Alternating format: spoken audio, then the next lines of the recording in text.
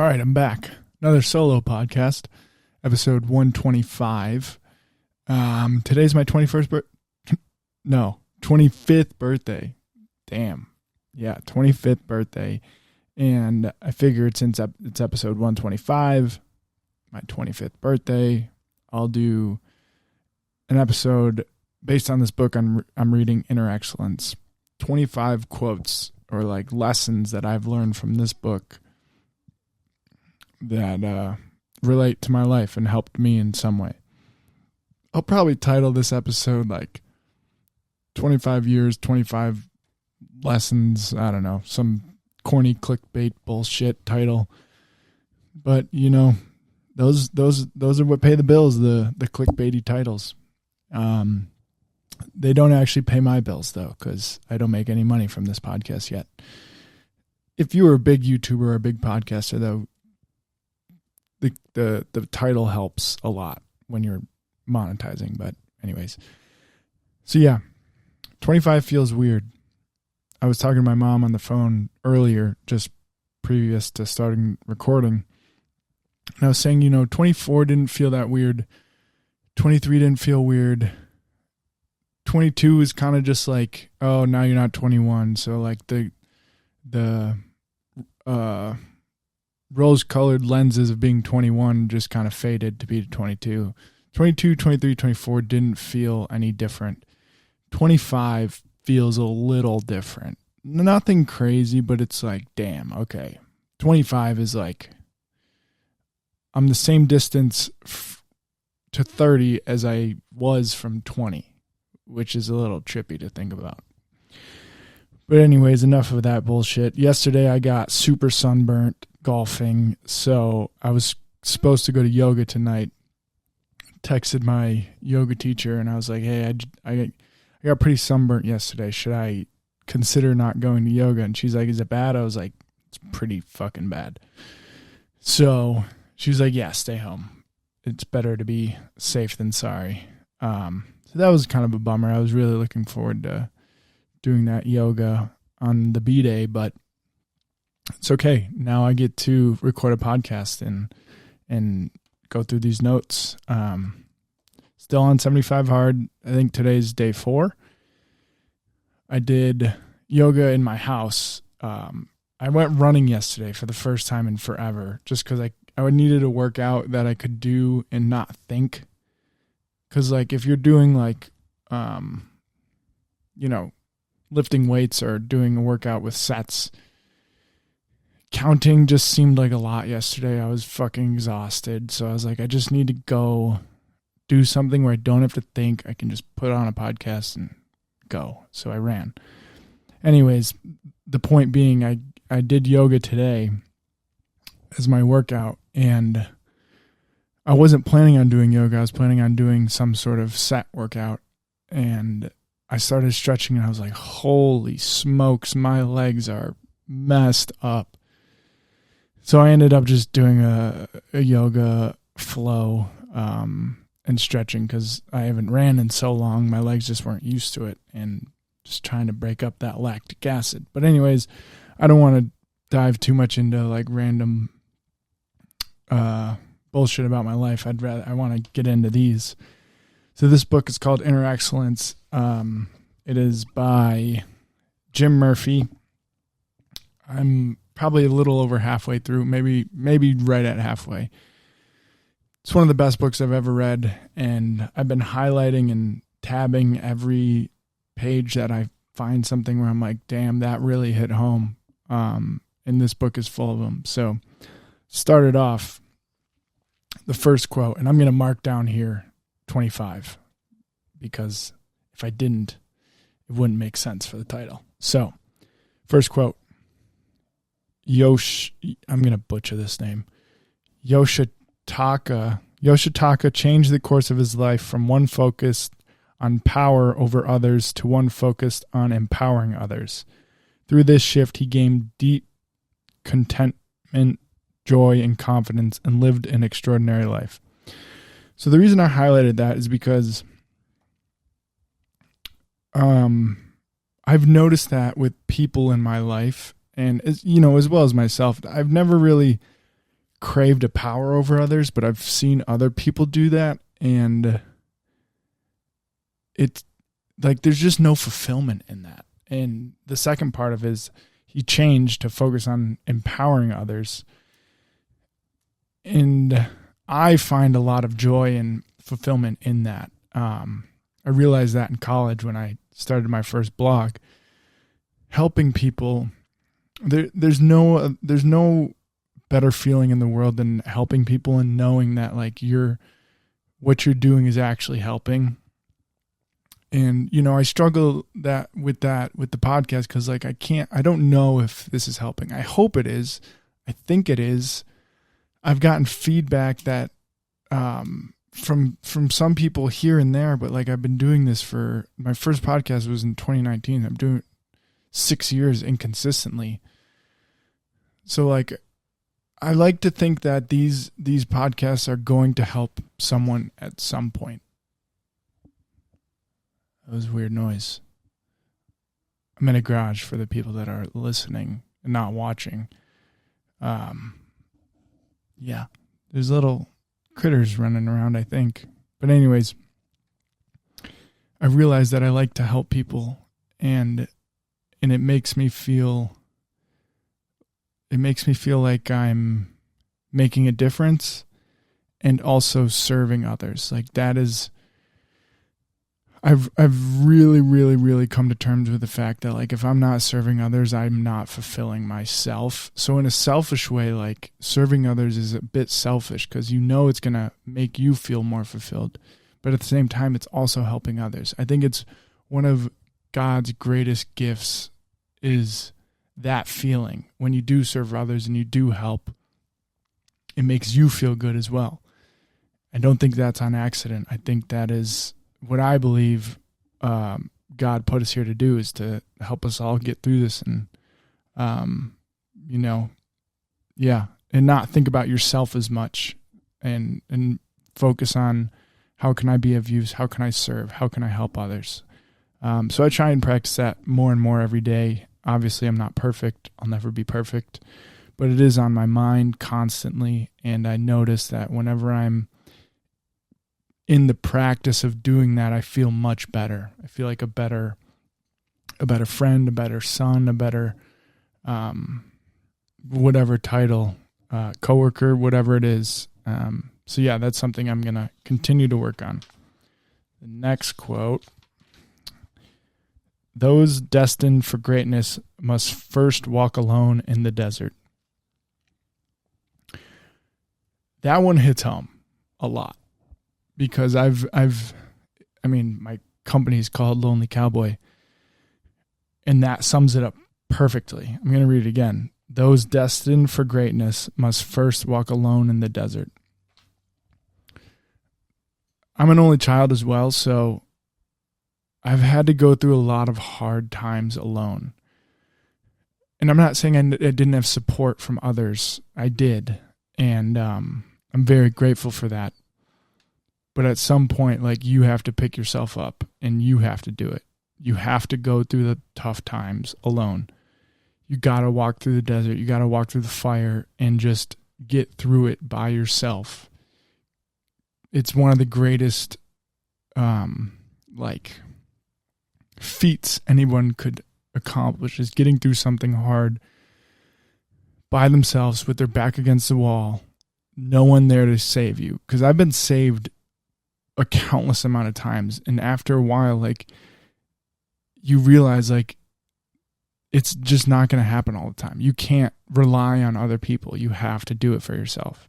That's a hard lesson that I've learned over my 25 years now of life, is you have to be willing to walk through the desert alone.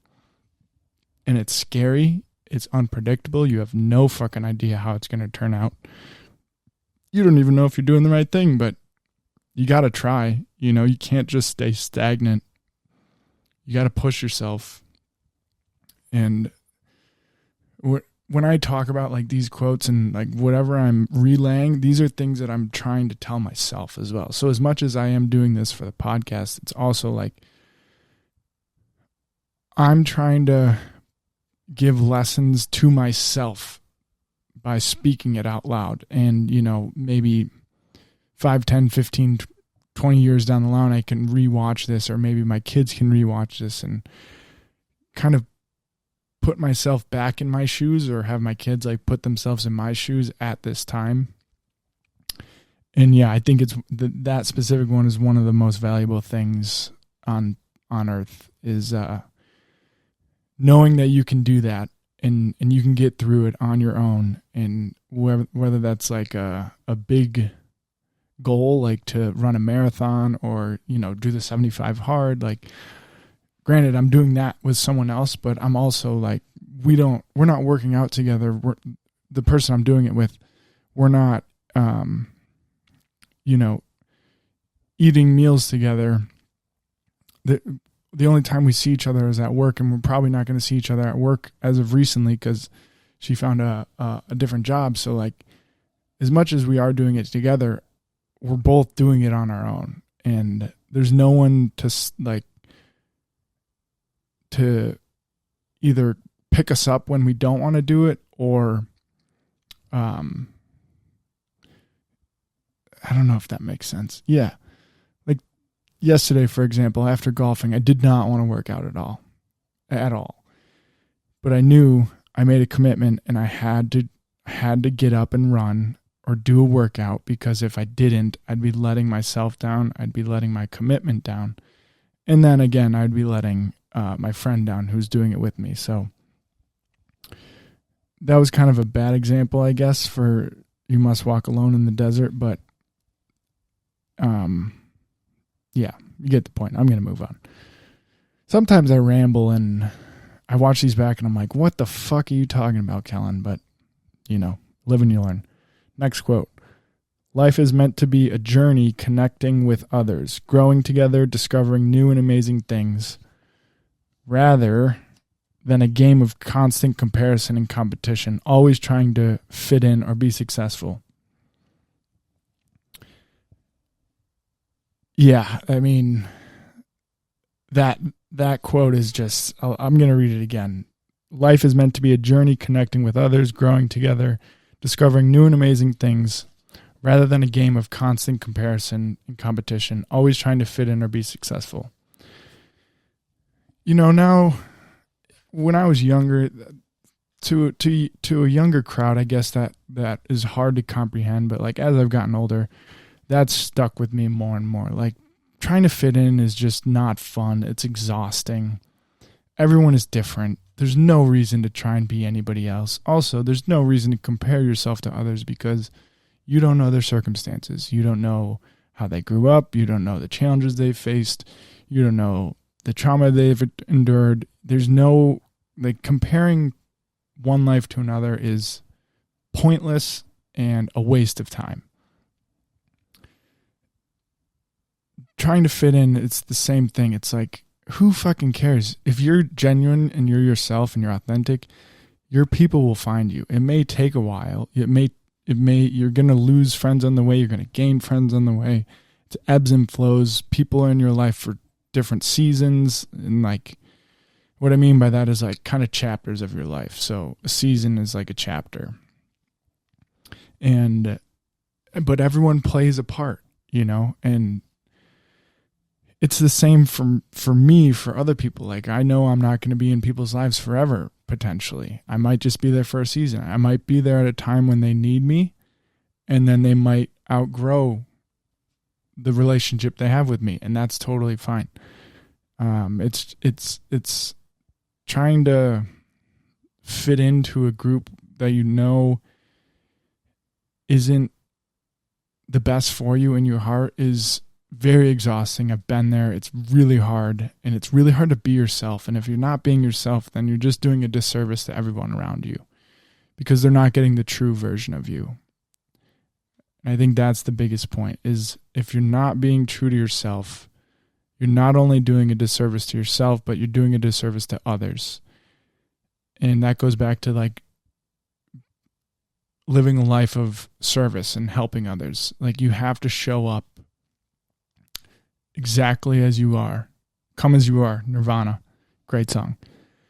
But that's exactly it. You got to come as you are, and don't hide anything if you can avoid that. And I hide things all the time.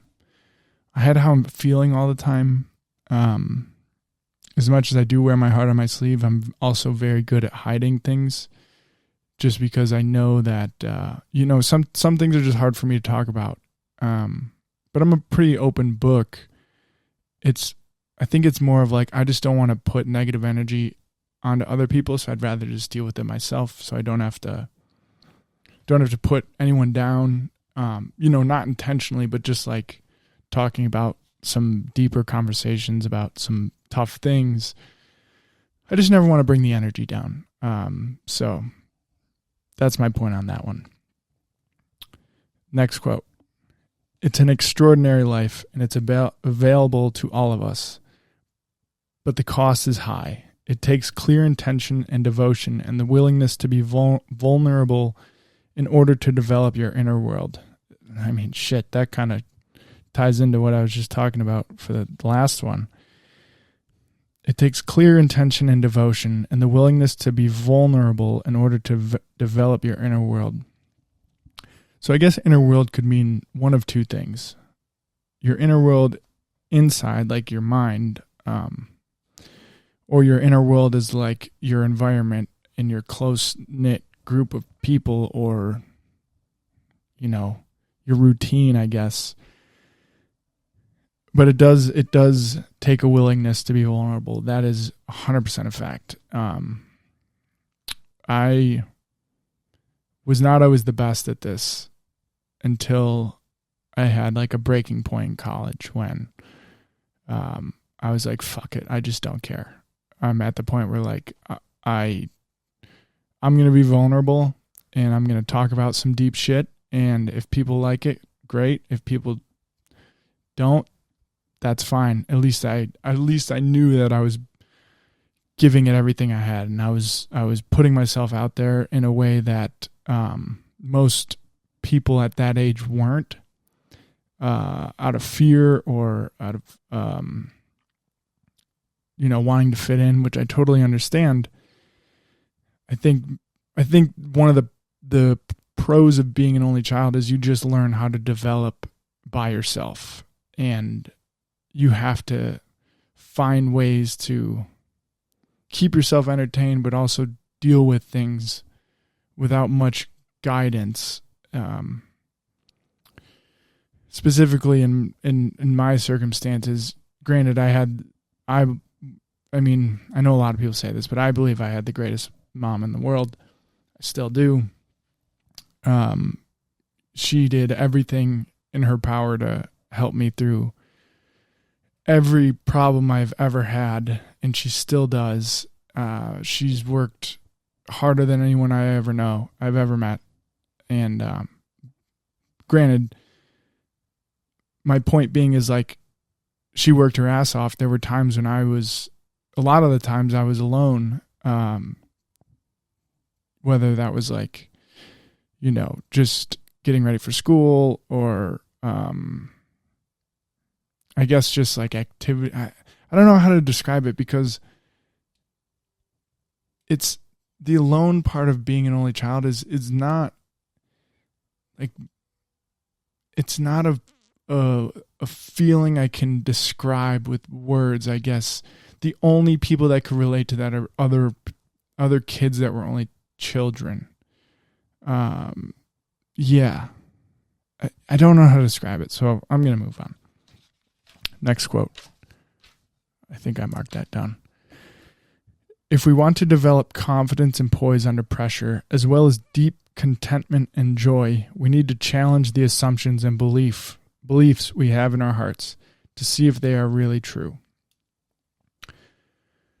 That one I think is important, because challenging yourself is very, very, very important, and especially your beliefs. Because there's a lot of people with a lot of strong opinions in this world, especially today, and they do not challenge their own beliefs. Every belief I have, I try and challenge it to the max. And I try and put myself in the opposite shoes. So let's just say belief one has this idea, belief 2 has this idea. I try and put myself in both of those shoes.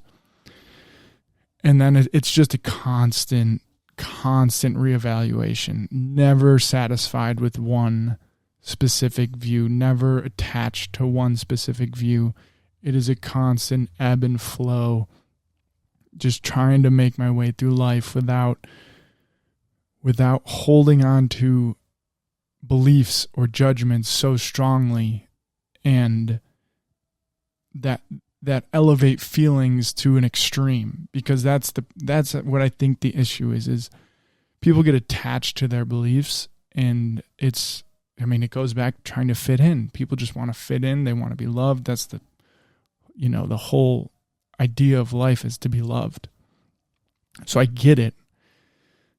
But if you're not challenging your own beliefs and your own ways of thinking, like, it's really hard to like take someone seriously, because they're just so clear-cut, one-sided, this is right, that's wrong. That just doesn't make any sense to me. And I know that might not make sense to a lot of people, but when you've done the soul searching and digging that I have, and I'm not saying I'm by any means perfect, or, like saying like, oh, I've done all this work, blah, blah, blah, blah, blah. No, I'm not saying that. All I'm saying is, like, I know the work I put into myself. I know how much I think about these things. I know that I can't turn my brain off, and I know that every experience I've had in my life taught me a lesson in some way or another, and it gave me this perspective of no one way is right. There's always another way. And also, I'm never going to discredit someone for what they believe, because I don't know what they've gone through to get them to that point. I don't care what arena of life you're in. I will never understand someone 100%. It's just impossible. No one will ever understand me 100%. The only person, thing, whatever, to know all that is what I believe to be God. And that's a whole conversation for another time. But faith has been a huge part of my life for the last few years. I don't know what I would do without it. And I was not like that for forever. But as I've dug deep into myself, that's the only thing I think makes sense for me. And it's not like it's words can't describe it. It's a feeling, and it's just knowing that for me, that God is with me all the time. God is with everyone all the time. It's whether you want to see it or not.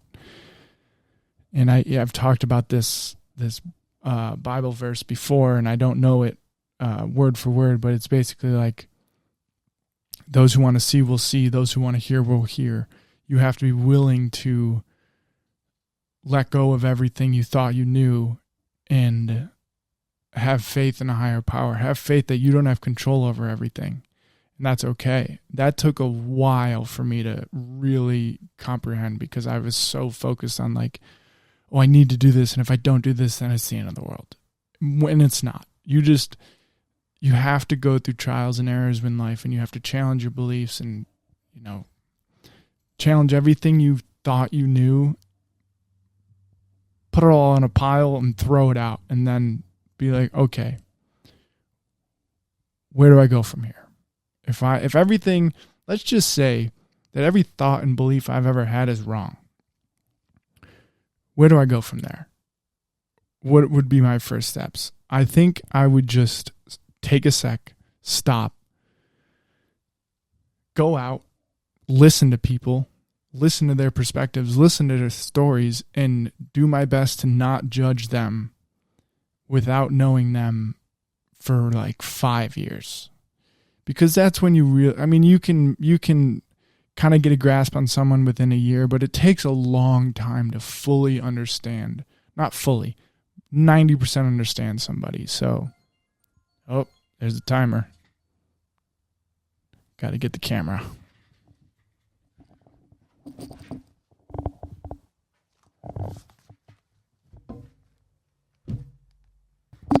I hope I hope I'm not making, I hope I'm making sense and not just saying a bunch of bullshit. And if I am, fuck me. Just stop listening, I guess. But hopefully this helps somebody. Let's move on to the next one. One day I'm going to have a producer that will help me edit and man the camera so I don't have to, do that. I think it's kind of cool, though. That's character. At least that's just what I tell myself. All right, next quote. The biggest obstacle we face in performance and in life is self-centeredness. Amen to that. All of these kind of tie into things I've already said, but I notice that with myself,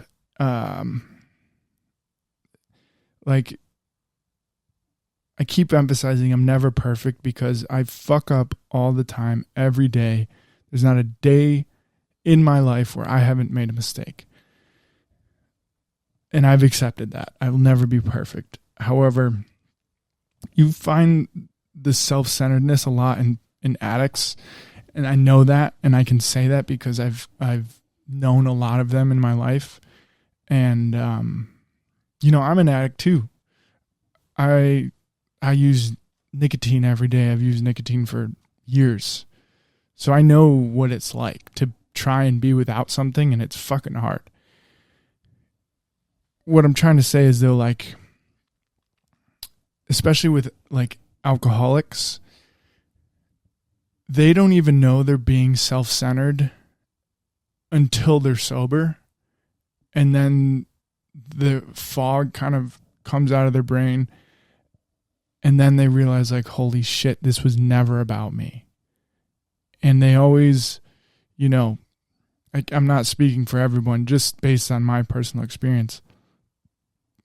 Addicts just are so worried about themselves and what other people can do for them or what other people have done wrong for them.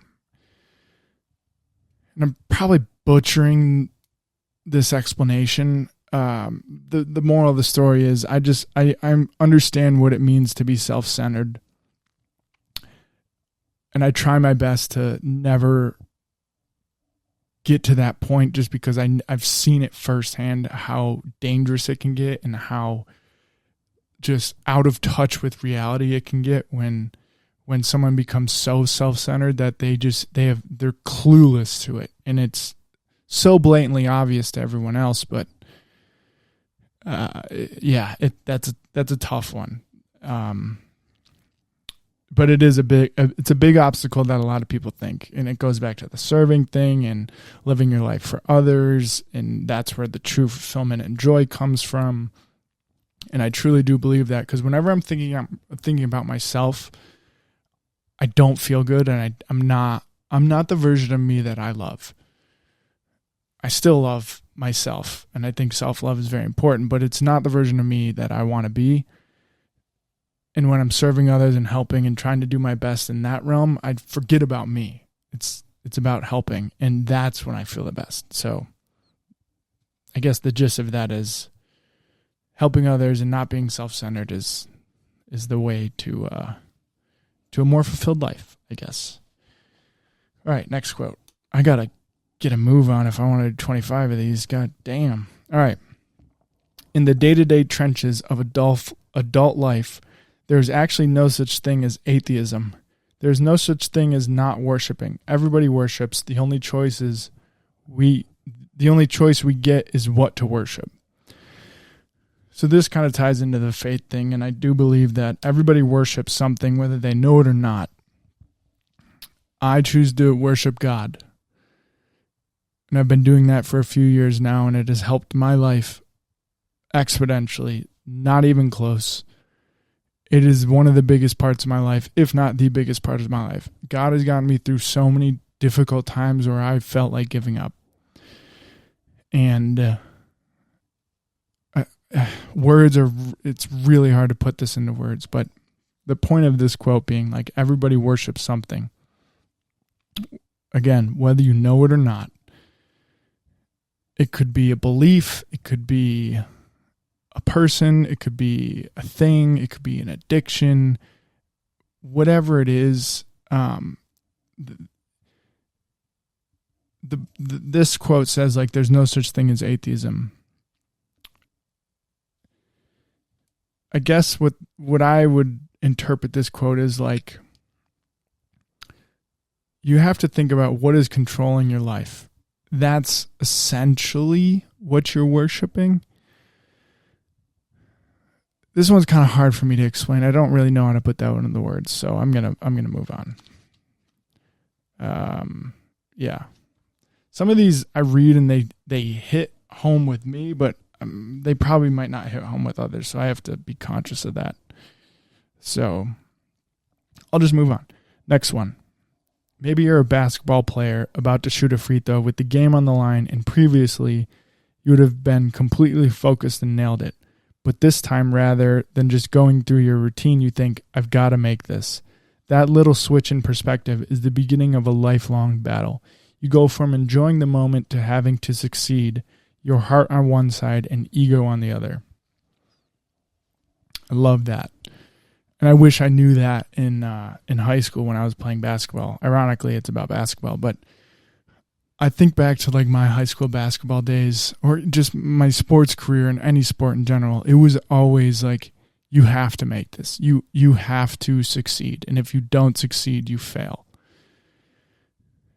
And there was just so much ego that went into it, and it made me resent some of the sports that I played.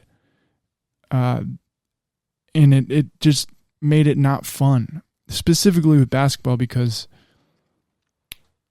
that was the most competitive I've ever been in a sport. Like my junior year team, I wasn't a starter on my junior year team because the seniors were all so fucking good. But like that team, it was win or nothing. That at all costs, it does not matter.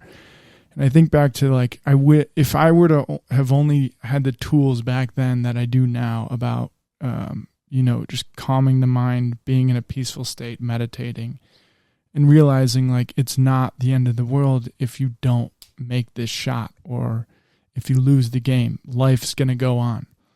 And it makes you play more freely. Like I've noticed now when I play sports, I play freely and I'm having fun and I play better. So I guess the point of that is like, take your ego out of it, because your ego doesn't fucking matter. Your ego is fueling a fire that you can't contain. So yeah, we'll leave it at that. I'm at 8 and I'm supposed to do 25. I hope this is, I'm really just going off the cusp. I haven't read these back in a while. So these are straight from the dome. These explanations. This one has a star next to it, so it might be a good one.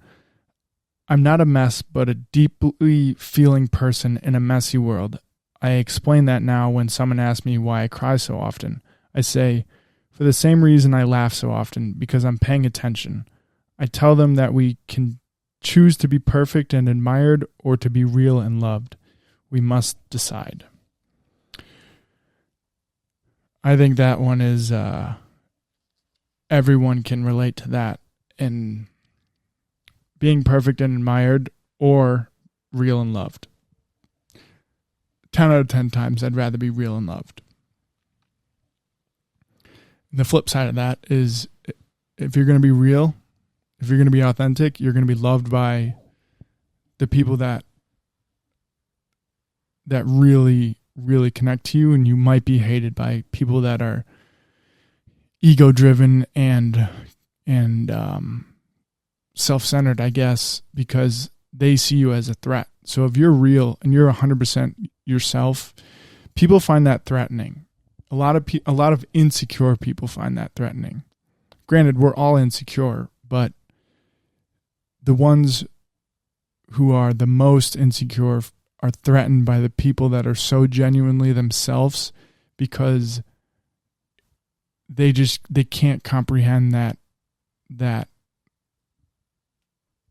like acceptance of oneself, because it's hard for them. And I say that because, again, I've just dealt with this in my life. I've dealt with these people on both sides. I've dealt with the amazing, authentically themselves.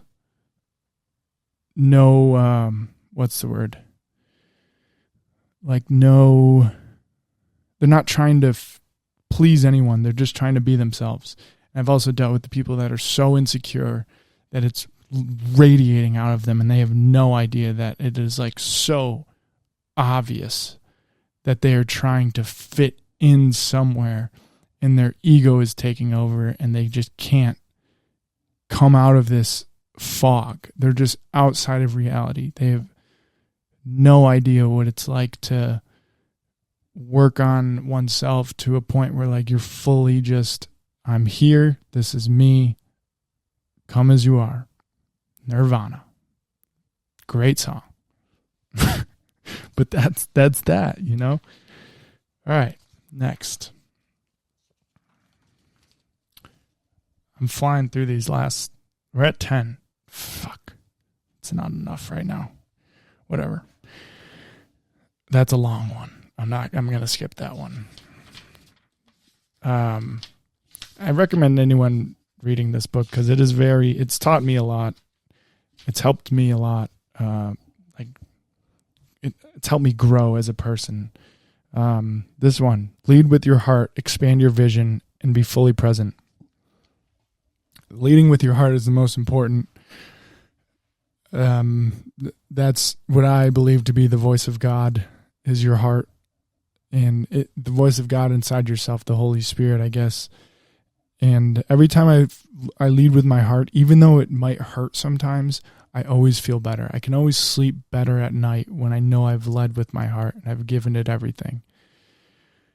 When I don't lead with my heart and I lead with ego and I just listen to the opposite voice, I just feel like shit, and I don't feel good. It's harder for me to sleep. So yeah, that's self-explanatory there. Expand your vision. I think that's just like being open to, learning and not boxing yourself into a certain set of beliefs, and letting yourself grow and learn from every walk of life. Everybody has a different story. Everybody has different perspectives. Everyone has a reason for why they believe certain things, and you can't discredit one person for that. It's just ignorant, and it's stupid, and it limits you. It puts you in a box, and being in a box is not fun. Last part of that is be fully present. I think that's pretty self-explanatory. I feel the best when I'm present. Like right now, I feel myself, I'm very present right here. And I know I'm just talking into a camera right now, but I feel like I'm talking to whoever this is that might help, and I'm not thinking about anything else. I'm just thinking about this book. How can I convey a message in the most positive way? How can I be the best version of myself for this? Because if I'm not giving this everything I have, then I'm doing whoever's listening to this a disservice, and I'm also doing myself a disservice. So we're moving on. I need a sip of water. I'm drinking electrolytes to help my sunburn. Well, I drink electrolytes every day, but more than usual.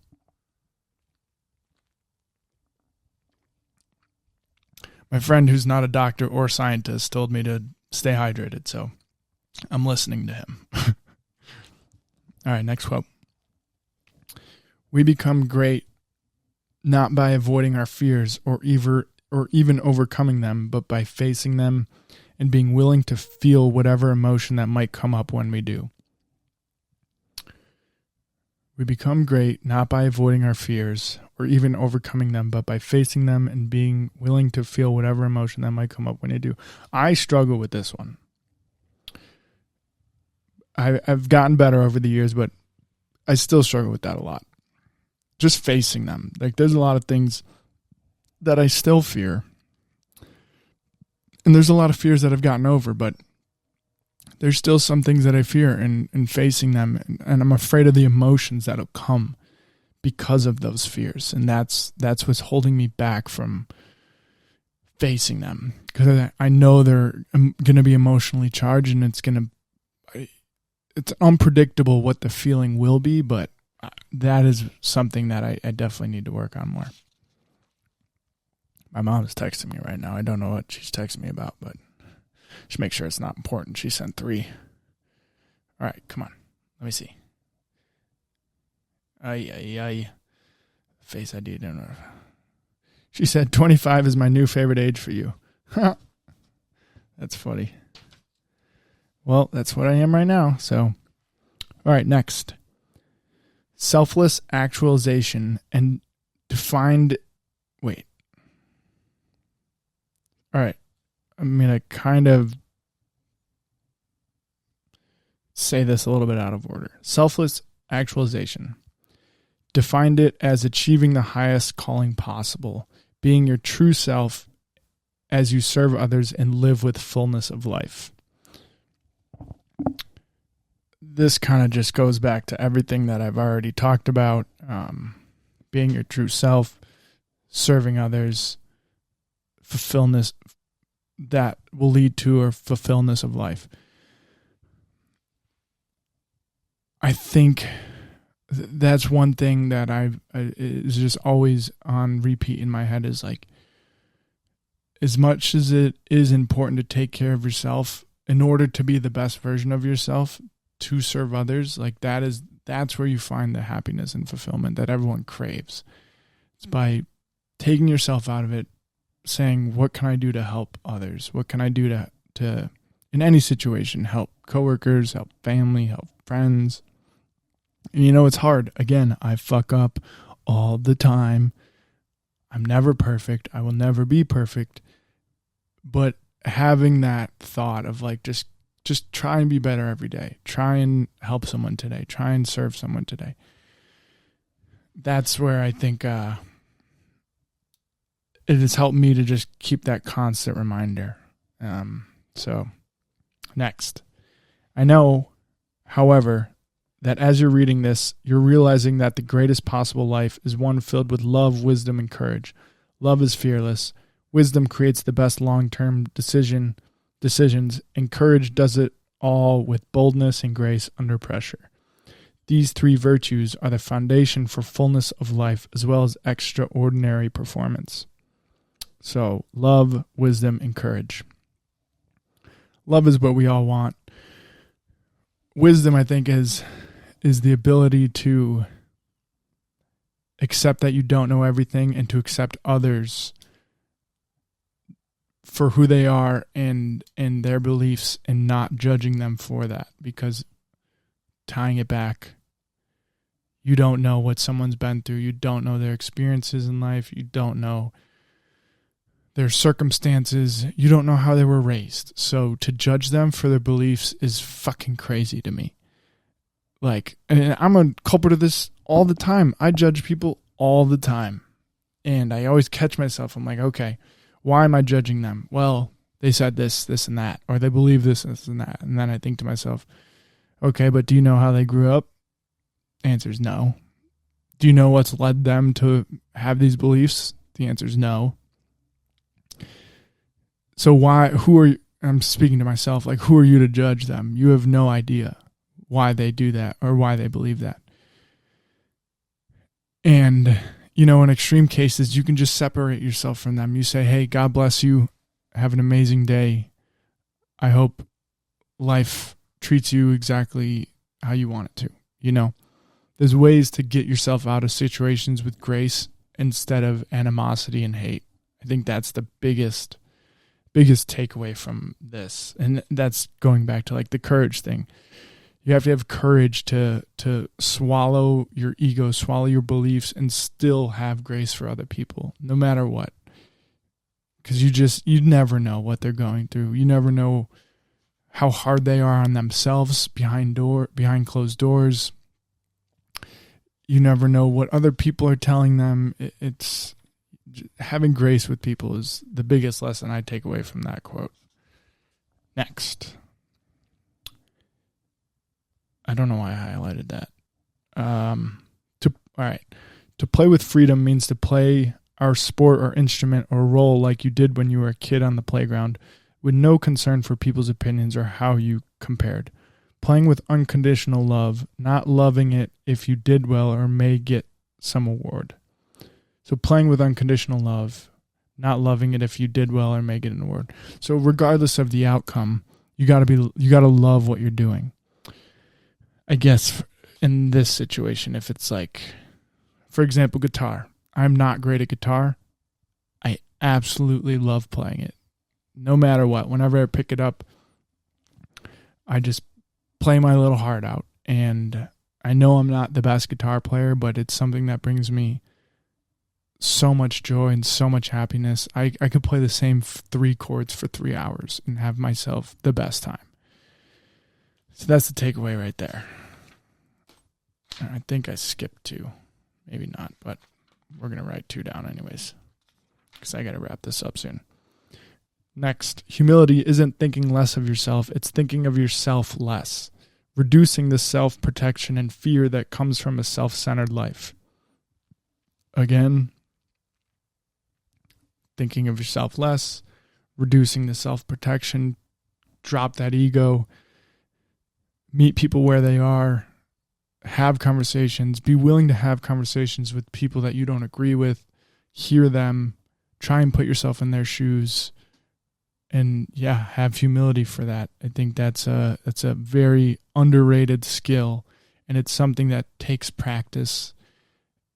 It's something that through the conditioning of all of us, all of our lives, it's not necessarily like taught how to do, and I don't think it can be taught. I think you just have to figure it out and practice in your own way, but humility is huge.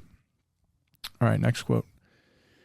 In our social media directed world, the new normal is a life of comparison. When we're constantly comparing, we often feel not enough, which causes self-protection, which leads to being easily offendable. Now, this one is huge. Leads to being easily offendable. So before I did this podcast, I was thinking of just like writing 25 lessons that I think I've learned, and then I realized like, damn, that's a lot of lessons that I don't think I could, like, I don't think I could do a clear-cut 25. But one of them was going to be like, don't be the victim. And that goes to this point of like, when we're constantly comparing, we often feel not enough, which causes self-protection, which leads to being easily offendable. So tying it into what I was saying about don't be the victim, shit's going to happen. You're not going to agree with everyone, and people aren't going to agree with you. You can't get offended by that, and you can't be a victim to that. Don't give that power to them, to the person or whatever, the thing. Don't be a victim. And there's many points in my life where I could have, quote unquote, been a victim of X, Y, and Z. And at some point in my life, I decided like, no, I'm never being a victim again. Never. I'm never giving someone that power. I'm going to power through this situation, this relationship, whatever it is. I'm going to power through it on my own 2 feet, and I'm never going to give them the satisfaction of me being a victim, because I think the opposite of that is being grateful for things and like trying to be as grateful as possible, because when you lead with gratitude, it's really hard to let yourself be a victim. Every time I've had those feelings of like, oh, I'm offended by this, whatever, I think back, I bring myself way down. I'm like, shut the fuck up, Kellen. You have a roof over your head. You have an abundance of food whenever you want. You have the health to go work out whenever you want. You have friends, you have family, you have everything. There's no reason why you should let that person or that thing offend you in any way. You live an amazing life. Why are you playing victim in this situation? That's what I would tell myself. That's my inner dialogue. God bless. I got to change the camera again. It always does it at the worst times. I can't just reach over either. So yeah, that was an insight into what my brain tells me whenever I feel like a little bitch. Stop being a... I'm not going to say that. No, I am. Fuck it. Stop being a pussy. That's what I tell myself. Look around. Smell the roses. You know? I'm talking to myself here. And I try and remind myself of this all the time. Every time after yoga, I pray and I say, God, thank you for the health and wealth to be here today. Because I know that there are so many people that would kill to be in this yoga room right now.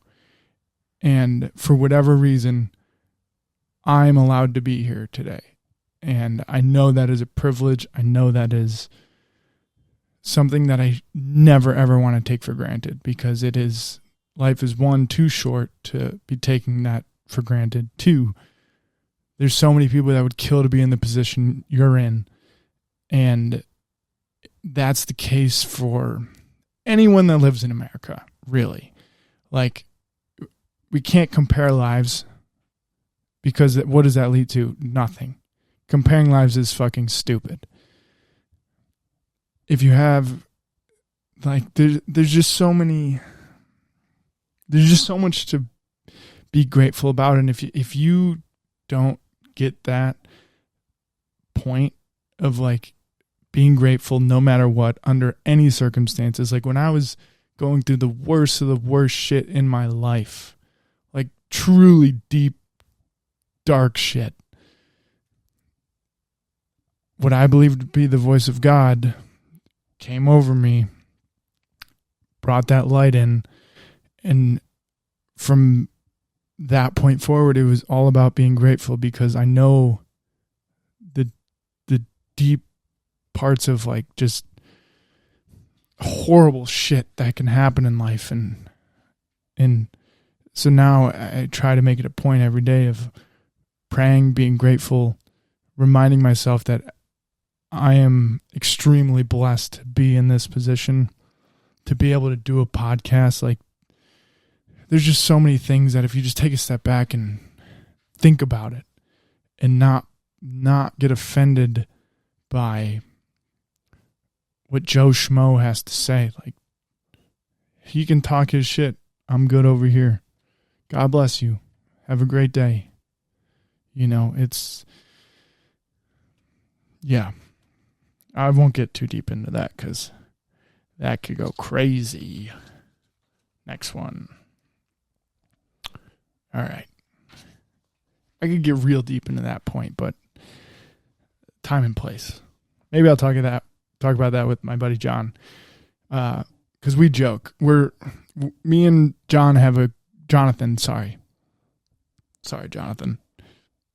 Me and Chef Jonathan have a great relationship, and he's one of my favorite people to have on the podcast, because we can have discussions. We don't have the same beliefs or anything, but we respect each other a lot, and we have so much fun talking about things and deep conversations and laughing. And I think that's a point that he would be able to touch on and we could laugh about. But yeah, here's the next one. The bigger your goals are, the smaller your group of peers become. Less and less people will be willing to sacrifice what you're willing to sacrifice. They won't have the same discipline or boundaries as you. This does not mean you're better than them. It just means you need to be careful who you spend your time with, because you're becoming like the people you spend the most time with. So there's a lot to unpack here, and I'll just do, like, the main points. The main point that I always remind myself of is, like, I know that I have a lot of big goals and a lot of projects I'm working on right now. That does not mean by any means that I am better than anybody on this planet. And you see this a lot with celebrities of doing the opposite, like the entitlement. I never, ever want to be entitled, especially working in the service industry. I think that's taught me a lot. Like, I see people that are entitled, and they think, like, us as service workers have to bow down to their needs. And it makes my skin crawl when I see that shit. So I try and make sure that I always bring myself down, like, bring my ego down and be like, you are no better than anybody else. You are just someone who was gifted by God the I guess fearlessness to pursue goals and passion projects, because I truly don't think like this, as much as like I've worked toward it 100%, I have. However, there was just always something innately in me that I didn't ask for. It was just in me to be able to like start a podcast, for example. And it's because starting a podcast, you're opening your life to everybody. But to me, it was never like, I was never fearful of it. I get nervous, 100% I get nervous, but I'm an open book. I don't care what people think in that way. So that point of like, this does not mean you're better than them, referring to like, less and less people will be willing to sacrifice what you're willing to sacrifice. Because I've sacrificed a lot. Granted, I've had the privilege to sacrifice a lot, but I definitely have had my fair share of like putting all my chips in. I'm all in on something. I'm all in on Lonely Cowboy. I'm all in on the podcast. I'm all in on tattooing. Many times where I've been all in, and that's a scary, scary feeling. But to me, it's like this is all I got. This is all I know how to do. And this is what I love doing, so I'm going to give it everything I have. And then, so the next part is you need to be careful who you spend your time with, because you're becoming like the people you spend the most time with. 100% a fact. You are I forget the thing, but if you're spending time, you're the product of the 5 most people you spend the time with. I think that's so true. It's just like, not even by choice, it just happens. You don't think about it. It just happens on its own.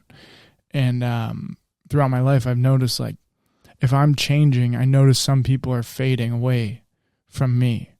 And I'm okay with that, because I know I'm just in a different chapter of my life that I need to do some things differently than what I used to be doing. So everyone is constantly evolving. That's what I said about the seasons, things like people are in your life for seasons. They might not be in your life forever, and that's okay. You just have to accept that and continue to follow your heart and move on the path of what you believe to be your path, and just not conforming and not being scared of what other people will think, because people are going to judge you. People are going to hate you, but people are also going to love you. The ones that will love you will stay around 100%. And if you're 100% yourself, you have nothing to worry about. All right. I got to finish this up soon, because that card's about to be full. So let's rip these out quick. We're at 20, so we only got 5 more. If you cling to your life, you'll lose it. But if you give up your life for others, you'll find it. What I'm noticing now that I'm reading all these quotes back is this book just keeps reinforcing like living your life for others. There's nothing more that I need to say besides that quote. If you cling to your life, you'll lose it. But if you give up your life for others, you'll find it. I relate to that a ton. Every time I'm walking in that realm of my consciousness, like reminding myself, live your life for others, I feel way better. So that's one of my favorites. Next, if you devote your life to a purpose beyond yourself and commit to raising the level of excellence in your life in order to raise it in others, you'll gain fullness of life. So this one, I'm going to relate it to friends. And I constantly try and make sure that like all my friends know, all the people that I love, I want them to know that I want them to win. Whether that's in their career, whether that's in a goal they have in mind, or like, a marathon, for example. I want them to win, not at the marathon, but at just like completing the marathon. Or a business, like if someone starts a business, I'm like, I want you to win because I love you and you're my friend and I believe in you. And I hope everyone that I know can feel that from me, because that I have people in my life that have done that for me, and it means the fucking world to know that unconditionally these people love me for me. They don't care if I fail or succeed. They just want to see me give it everything. And they're willing to help in any way possible. Unconditionally. Like unconditional love. They're not trying to get something out of me. They just want to see me win. So I make sure that I try and ingrain that in all of my friends. Like whatever they're doing, I support you. If it's I should say whatever they're doing to help themselves, to better themselves, 100% support. I want to see you win no matter what. And if I can help in any way, I want to. That might look different for every friend, but the point being is like there's no jealousy coming from the friends that I know love me unconditionally and right back at them. I want to see you guys win no matter what, even if it's before me. Kendrick Lamar has a great quote. He says, I want to see all my dogs win, even if it's before me. And that just hits home in so many different ways. And I know the friends, if you guys are watching this, I mean, it's pretty late in the podcast, but if you've made it to an hour, you know that feeling was reciprocated, because I know you guys feel the same way about me. You want to see me win. I want to see you win. I don't care who does it first, but we're in this together. And as long as we have each other and our unconditional love, nothing can fucking stop us, and nothing else matters. So yeah, love that one. We're almost done. A few more. My mouth is fucking dry. All right. To be selfless, you must develop inner strength to walk by faith, not by sight. To end your reliance on stable circumstances or what others think of you. The more you do this, the more your life becomes a spiritual one of faith and fearlessness rather than a physical and mental one of fear and scarcity. This goes back to belief in God and there's no bigger strength that I have than my faith in God. Granted, I'm growing it every day. I'm trying to be better at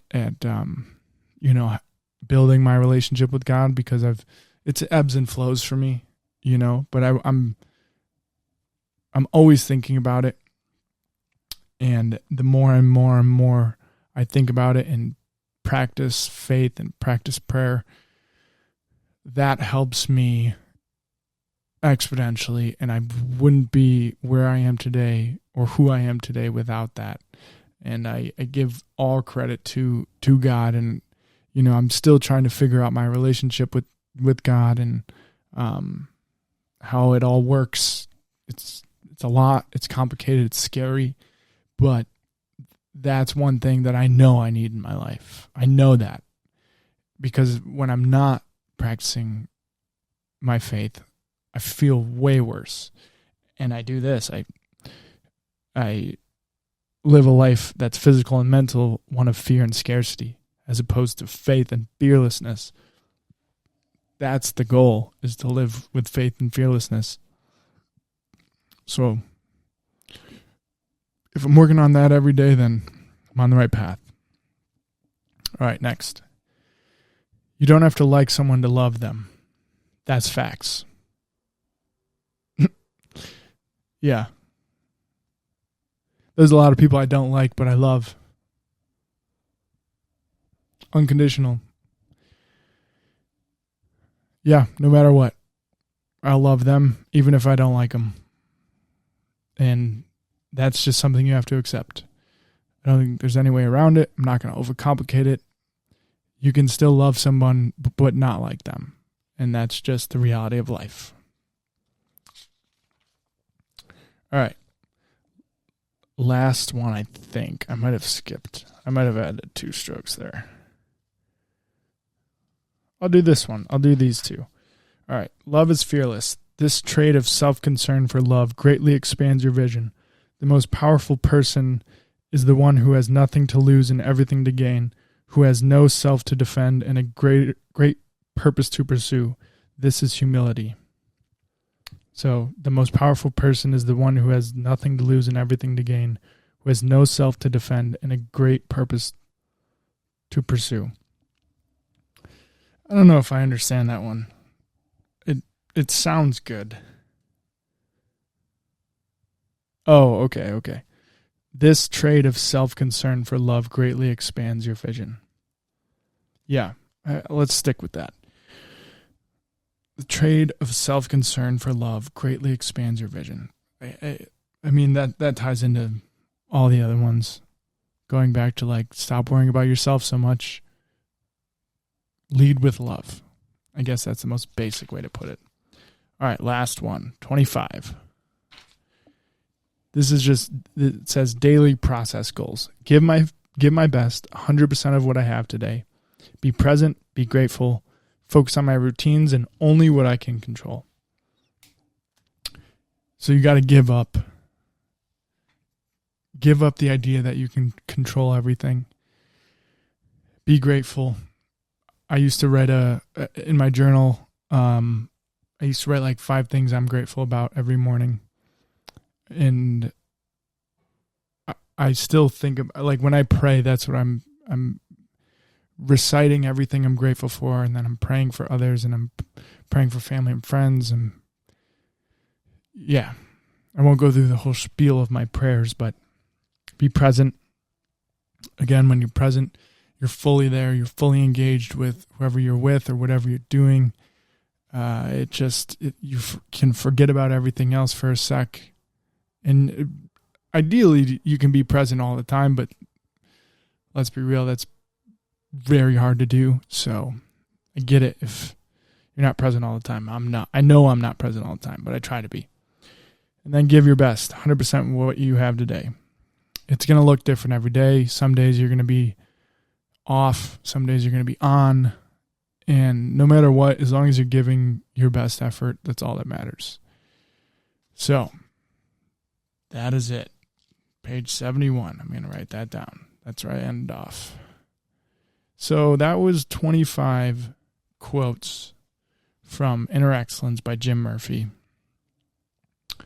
And the whole goal of this podcast was to reflect on 25 things for 25 years of life that have been here. And I want to say before I end this, I thank you guys so much for supporting and being with me on this journey. And if this is the first podcast you've ever listened to, or if this is the 100th podcast you've listened to of mine, I thank you so much. It's been a long, long road. Grateful for all the highs and lows. They've taught me so much. I wouldn't be here doing this if it wasn't for those highs and lows. I'm trying not to get emotional right now. Yeah, it's just been a long road, and I just hope that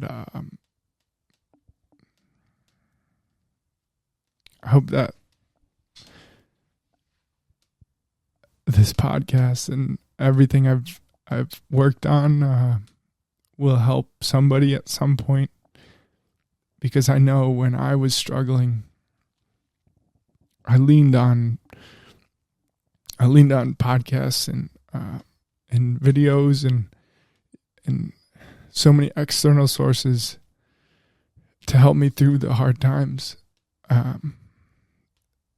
And the reason I'm getting emotional, like happiness, because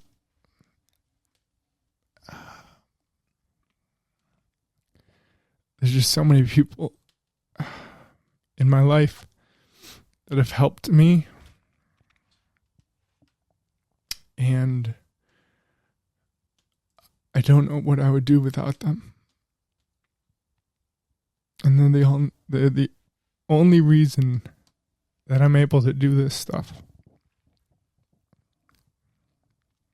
So fuck. I haven't cried on a podcast in a while. I owe it all to you guys. I love you guys so much. You mean the absolute world to me. And I think about you got every single one of you every day. For those of you listening, I mean, I find it hard to believe that people listen to the very end, but if you are, you know how difficult it's been and how just the ups and downs. You've been there through it all. And I'm so grateful. And, I wouldn't want to be doing anything else on my birthday than podcasting. Because it's what I love. And like I said, hopefully in another 25 years, I can look back on this and reminisce about the times that I've had as a 25-year-old, just starting to be a 25-year-old, I guess. But yeah, what a fucking trip it's been. So that's the episode. Thank you guys so much. Lonely Cowboy, trucker. Go to lonelycowboyco.com. lonelycowboyco.com. You guys mean the world to me. I'll catch you next time. Peace.